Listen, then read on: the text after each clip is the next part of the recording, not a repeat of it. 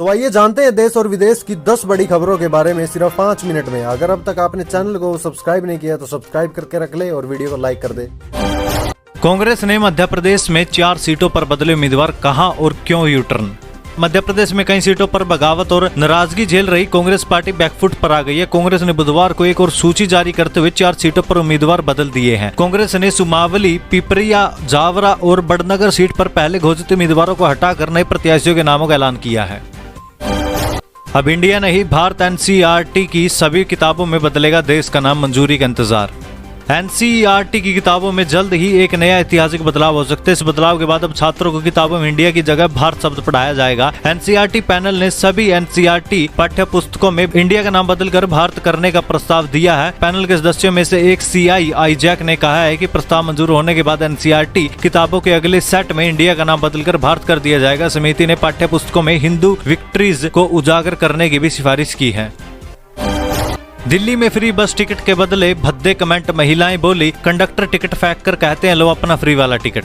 सच कहूं तो अब बस में चढ़ने का मन नहीं होता। 10 में से 7 ड्राइवर तो स्टॉप पर महिलाओं को देखकर बस रोकते ही नहीं। किसी तरह बस में चढ़ जाओ तो कंडक्टर टिकट ऐसे फेंक कर देता है जैसे खैरत दे रहा है। उस पर भी कमेंट करता है पिंकी लो अपना फ्री वाला पिंक टिकट है। मेल पैसेंजर को रिजर्व सीट से उठने को बोलो तो कहते हैं पैसे दिए हैं, आपकी तरह फ्री में नहीं जा रहे। दिल्ली के प्रताप नगर मेट्रो स्टेशन के स्टॉप पर बस का इंतजार कर रही दीपाली टोंक ने ये बातें कही है। तब तक वे 2 बसों को हाथ दे चुकी थी, लेकिन बस रुकी नहीं। दीपाली डीएलएफ मोड़ के पास रहती और ऑफिस जाने के लिए रोज सुंदरी नगर के लिए बस पकड़ती। ऑफिस से लौटते समय गलती से प्रताप नगर मेट्रो स्टेशन के बस स्टॉप पर पहुंच गई थी। दिल्ली ट्रांसपोर्ट कॉर्पोरेशन यानी डीटीसी की बसों में महिलाओं के लिए सफर फ्री है, लेकिन उनका आरोप है कि फ्री टिकट की वजह से कंडक्टर और दूसरे यात्री उनसे बुरा बर्ताव करते हैं। आगरा में चलती पातालकोट एक्सप्रेस में आग, 3 कोच पूरी तरह जले, 9 लोग झुलसे, यात्रियों ने कूदकर बचाई जान। आगरा में बुधवार को पातालकोट एक्सप्रेस के 3 जनरल कोच पूरी तरह जल गए। इसमें कुल 9 लोगों के घायल होने की सूचना है। इनमें से 7 लोग एसएन मेडिकल कॉलेज में जबकि 2 लोग पीएचसी में भर्ती हैं। कहा जा रहा है कि कई यात्रियों ने ट्रेन से कूदकर जान बचाई। हादसा रेल मंडल में भांडाई रेलवे स्टेशन के पास 3:45 पर हुआ। उस समय ट्रेन की स्पीड 70 से 80 किलोमीटर के बीच थी। मौके पर रेलवे के अधिकारी और फायर ब्रिगेड की गाड़ियां पहुंच गई। गाँव वालों की मदद से आग पर काबू पाया गया। दोनों कोचों को ट्रेन से अलग कर दिया गया। हालांकि आग लगने के कारणों का अभी तक कुछ पता नहीं चल पाया है।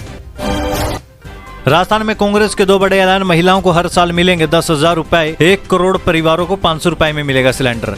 कांग्रेस महासचिव प्रियंका गांधी वाड्रा बुधवार को राजस्थान पहुंची थी। उन्होंने झुंझुनू के अरड़ावता में चुनावी रैली को संबोधित किया। इस दौरान प्रियंका गांधी और सीएम अशोक गहलोत ने 2 बड़े ऐलान किए। पहला कि Indira Gandhi gas cylinder subsidy योजना के तहत 1 करोड़ 4 लाख परिवारों को 500 रुपए में गैस सिलेंडर दिया जाएगा। वहीं हर परिवार की महिला मुखिया को हर साल 10,000 रुपए दिए जाएंगे।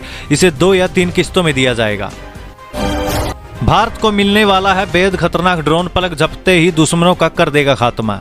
भारतीय सेना लगातार उन ड्रोनों को घातक बनाने में जुटी है जिनका इस्तेमाल भविष्य के युद्ध में हो सकता है। सेना इन्हें हर मौसम के साथ साथ चीन और पाकिस्तान से लगती हर सीमा पर परीक्षण करके इसकी खूबियों को भी जांच रही है। कुछ ड्रोन देश के अंदर बनाए जा रहे हैं। भारतीय सेना के बेड़े में शामिल हुआ सुसाइड ड्रोन आधुनिक लेटेस्ट स्टोन है जो पलक झपकते ही करेगा दुश्मनों का काम तमाम। यह 30 किलोमीटर प्रति घंटे की रफ्तार से उड़ सकता है। इसका निशाना बेहद सटीक है। अपने टारगेट को भी सफलतापूर्वक हिट कर सकता है और कई मीटर तक आसपास के एरिया को भी तबाह कर देगा। ये ड्रोन हवा से लॉन्च हो जाते हैं। इस ड्रोन में कैमरे भी लगे हैं।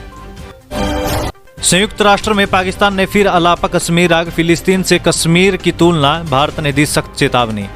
संयुक्त राष्ट्र में एक बार फिर से पाकिस्तान ने कश्मीर आग अलापा है। पाकिस्तान ने संयुक्त राष्ट्र सुरक्षा परिषद में फिलिस्तीन से कश्मीर की तुलना करते हुए आतंकवाद को जायज ठहराने की कोशिश की है। यूएन में पाकिस्तान का प्रतिनिधित्व कर रहे मुनीर अकरम ने कहा कि पाकिस्तान किसी भी तरह के आतंकवाद की निंदा करता है, लेकिन विदेशी कब्जे से अपना अधिकार छुड़ाना आतंकवाद नहीं है। साफ है कि पाकिस्तान का इशारा कश्मीर की तरफ था। मुनीर अकरम ने आतंकवाद के खिलाफ बोलने वाले अमेरिका सहित अन्य देशों की आलोचना की। वहीं भारत ने भी सुरक्षा परिषद की बैठक के दौरान इजराइल और गाजा स्थिति पर पाकिस्तान द्वारा कश्मीर का उल्लेख किए जाने पर चेतावनी दिया। संयुक्त राष्ट्र में भारत के उप स्थायी प्रतिनिधि राजदूत आर रविंदर ने मंगलवार को मिडल ईस्ट की स्थिति पर सुरक्षा परिषद की बैठक में पाकिस्तान के संयुक्त राष्ट्र दूत मुनीर अकरम द्वारा कश्मीर का संदर्भ दिए जाने पर कहा कि भारत और पाकिस्तान के इस कमेंट को देश की अवमानना मानेंगे, साथ ही उनके इस बयान को सम्मानजनक नहीं माना जाएगा। रविंदर ने कहा कि पाकिस्तान का प्रतिनिधित्व कर रहे मुनीर अकरम ने कश्मीर का संदर्भ दिया। वह देश के अभिन्न और अविभाजित राज्य का हिस्सा है, इसलिए हम सुरक्षा परिषद में उनके प्रति सम्मान नहीं जताएंगे।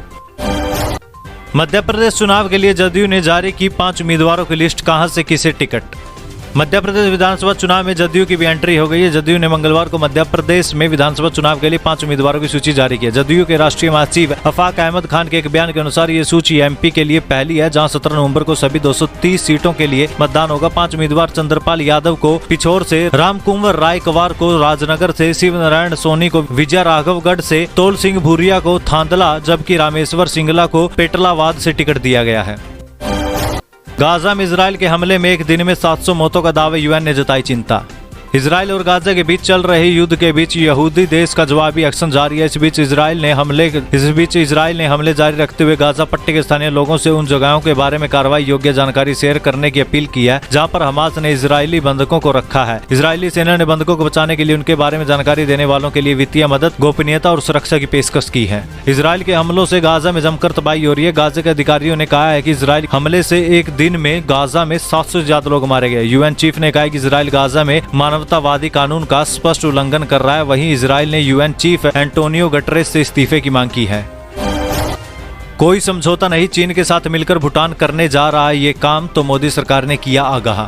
चीन के दबाव में आकर डोकलाम कॉरिडोर को लेकर समझौता करने की कोशिश कर रहे भूटान को भारत सरकार ने आगाह किया। भारत ने स्पष्ट शब्दों में भूटान से कहा है कि डोकलाम जैसे संवेदनशील मुद्दों पर किसी भी तरह के समझौते के वह खिलाफ है। सीमा विवाद के किसी भी समाधान से भारत के हितों पर किसी भी तरह का असर नहीं पड़ना